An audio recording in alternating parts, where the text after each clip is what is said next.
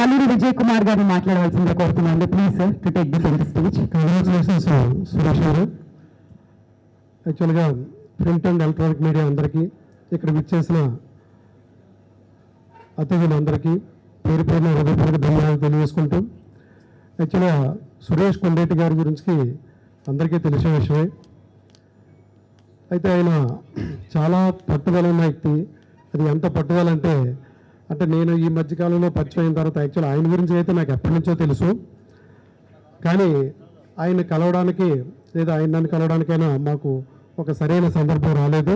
So ఈ మధ్యకాలంలో మరి మాకు ఆల్రెడీ ఒక మీటింగ్ అయినప్పుడు నేను యాక్చువల్ ఆయన ఇలా ఒక కార్యక్రమం చేస్తాను, దాన్ని తప్పనిసరిగా మరి మీరు స్పాన్సర్గా రావాలి అని అంటే, యాక్చువల్ నేనైతే ఆయన అడగక ముందే మీరు ఎప్పుడు ఏ అవార్డ్స్ పెట్టినా నేను ముందుంటాను, తప్పనిసరిగా నా సైడ్ని సపోర్ట్ చేస్తానని చెప్పేసి అని అలాగా నేను అనుకుని ప్రిపేర్ అయి ఉండడం జరిగింది.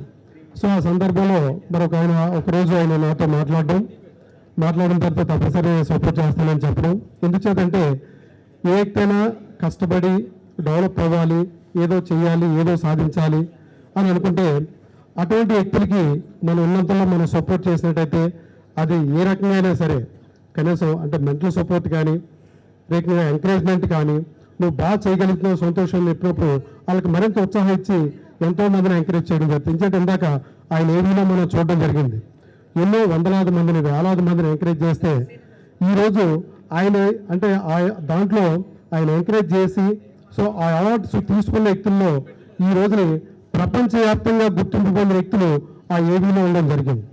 అంటే ఆ రోజు సంతోష అవార్డు ఇచ్చినప్పుడు, అవార్డు తీసుకున్నప్పుడు ఒక మానసికమైన ఒక ధైర్యం, ఎస్ నేను ఏదో సాధించాను కాబట్టి ఈరోజు సంతోష అవార్డు నేను పొందగలిగాను అని చెప్పేసి వాళ్ళకి ఆ మానసిక ఎప్పుడైతే ఆ మంచి ఆలోచన కలిగిందో ఆ దాంతో వాళ్ళు ఎన్నో మరి సాధించడం జరుగుతుంది. యాక్చువల్గా ఈ మధ్యకాలంలో మీ అందరికీ తెలిసిందే, హరిహర వీరమల్లు మూవీని ఈ తెలంగాణ అండ్ ఆంధ్రప్రదేశ్ రెండు రాష్ట్రాల్లో కూడా ఈ విజన్ వివికే హౌసింగ్ అనే కంపెనీ ప్రజెంట్ చేయడం జరిగింది. సో విజన్ వివికే కంపెనీ ఆధ్వర్యంలోనే ఈ 2 స్టేట్స్లో కూడా మరి మొన్న పవన్ కళ్యాణ్ ఈవెంట్ అనేది చాలా గ్రాండ్గా చేయడం జరిగింది.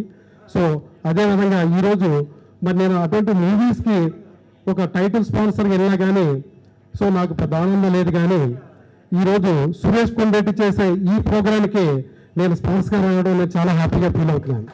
ఎందుకంటే ఇప్పుడు ఈ పత్రికా సమావేశంలో సో అందరి ముందు చెప్పే ఒకే ఒక వర్డు, మరి ఆయన గురించి ఆర్థికంగా ఏ రకంగా ఉన్నారు ఏంటో అని చెప్పేసి రకరకాల వ్యక్తులు చాలామంది మాట్లాడడం జరిగింది. కానీ ఆయనకు ఒకవేళ ఫైనాన్షియల్గా ఎలాంటి ఇబ్బందులు ఏంటో నాకు తెలియదు. సో అందరూ బాగుండాలని అనుకుంటూ ఆయన కూడా బాగున్నారని నేను అనుకుంటున్నాను.